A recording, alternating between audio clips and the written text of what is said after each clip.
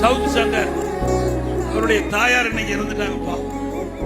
தாயார் மனவேதையில மன உளைச்சல்ல இறந்துட்டாங்க. சிந்திச்சு பாருங்க, ஒரு அரசாங்கத்தை விமர்சனம் பண்ணிட்டு இருந்தாங்க. நான் இருக்கும்போது கூட விமர்சனம் பண்ணாங்க என்னை பத்தி.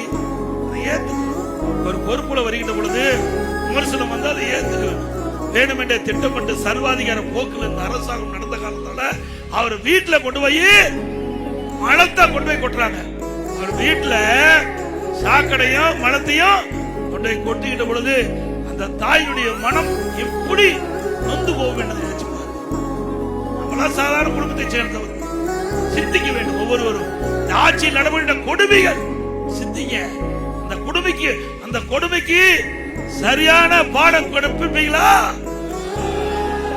இன்றைக்கு அந்த தாய் மன வேதனை பட்டு இன்றைக்கு மண்ணிலே இருந்து மறைந்து விட்டார்கள்.